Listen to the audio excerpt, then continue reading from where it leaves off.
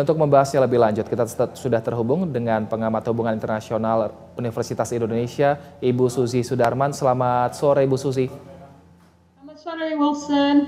Baik, Bu Suzy, ini Iran melakukan serangan udara ke Israel. Nah, Anda melihatnya sebenarnya seperti apa, Ibu?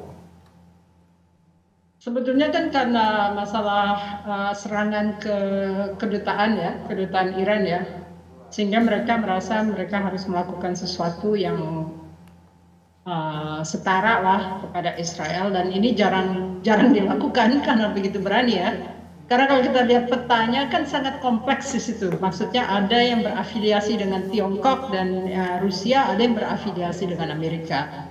Juga serangan bisa datang dari Lebanon, bisa datang dari Syria, sehingga kompleksitas itu akhirnya mendorong Israel sendiri untuk mengajukan permohonan untuk emergency meeting dari UN Security Council.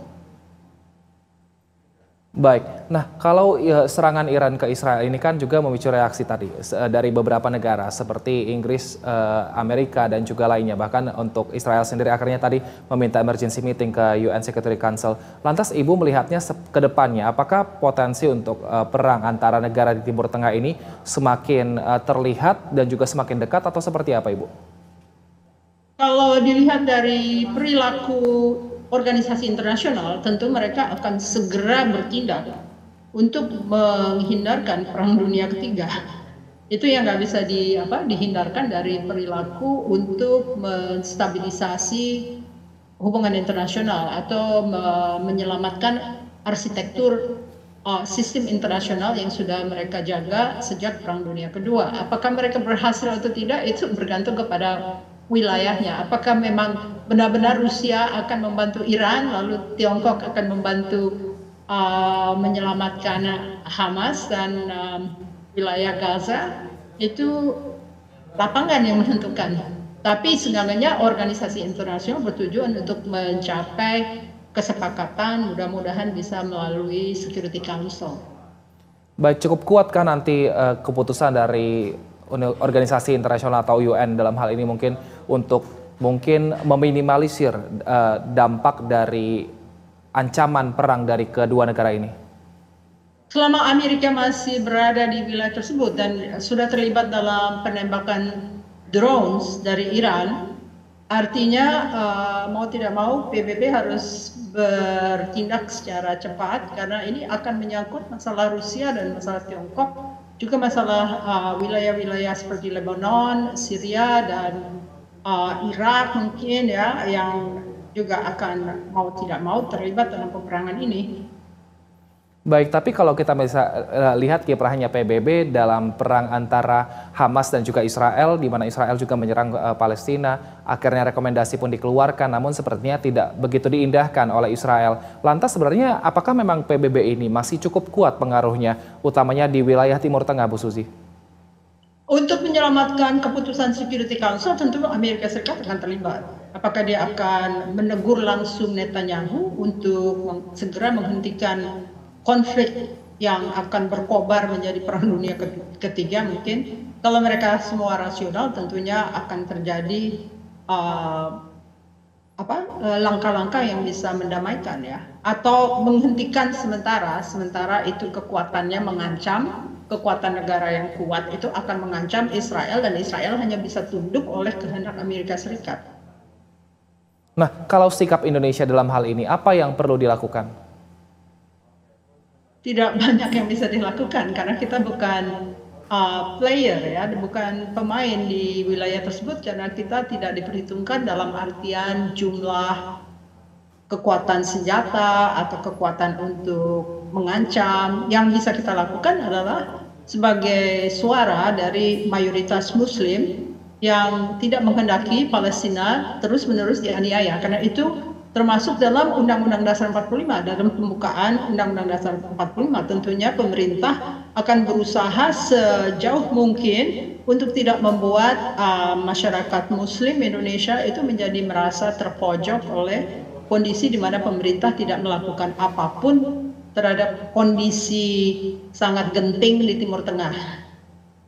Baik, Menurut Anda, apakah saat ini pemerintah sebaiknya mengevakuasi warga negara di sana untuk mengantisipasi hal-hal yang tidak diinginkan lebih awal, atau mungkin masih menunggu, masih melihat situasi dulu seperti apa dinamika global?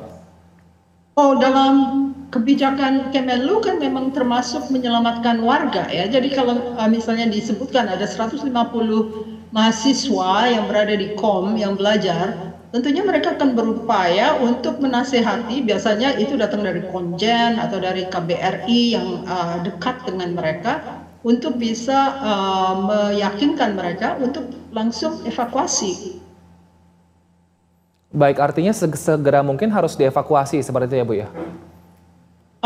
Kurang lebih kalau mereka bisa menghubungi seluruh orang Indonesia yang berada di Iran, ini masalahnya apakah sebagian itu bisa dihubungi atau sebagian tidak bisa dihubungi. Jadi jangan sampai ke apa Kemenlu kelihatan lamban dalam upaya yang menjadi kebijakan mereka, yaitu kebijakan menyelamatkan warga negara RI dimanapun juga.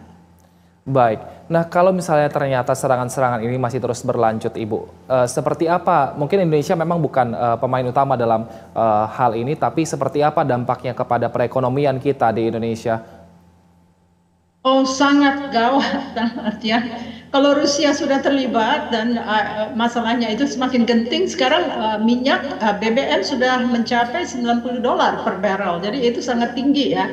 Jadi kalau misalnya kita melihat dalam kondisi instabilitas yang terjadi di dunia, tentu itu akan banyak berpengaruh. Sedangkan kita kalau membutuhkan BBM kan membeli dari luar negeri dan membutuhkan dolar, padahal dolar dalam situasi yang sangat tinggi di Indonesia sekarang ini tentunya akan berpengaruh terhadap APBN atau terhadap penyediaan yang dibutuhkan oleh rakyat Indonesia.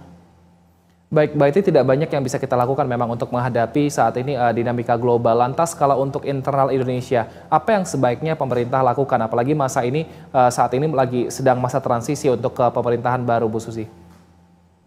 Sekarang kita lihat ya, dalam teori hubungan internasional tentunya dikatakan bahwa international economics atau ekonomi internasional dan peperangan itu berpengaruh terhadap negara di dalam negeri, apakah itu tipe rejimnya demokratik atau tidak, lalu bagaimana tipe koalisi yang ada, dan sekarang ini masih kita menunggu keputusan tanggal 22 yang kemungkinan menimbulkan ketidakpuasan, apakah ini juga akan berpengaruh terhadap hakim-hakim MK untuk memutuskan hal yang paling bisa diterima oleh semua pihak sehingga tidak terjadi gejolak yang akan merugikan lebih lanjut arah perekonomian Indonesia. Saya harapkan demikian karena saya sendiri juga akan terdampak dalam artian apakah punya cukup wawasan untuk keadaan ekonomi selanjutnya.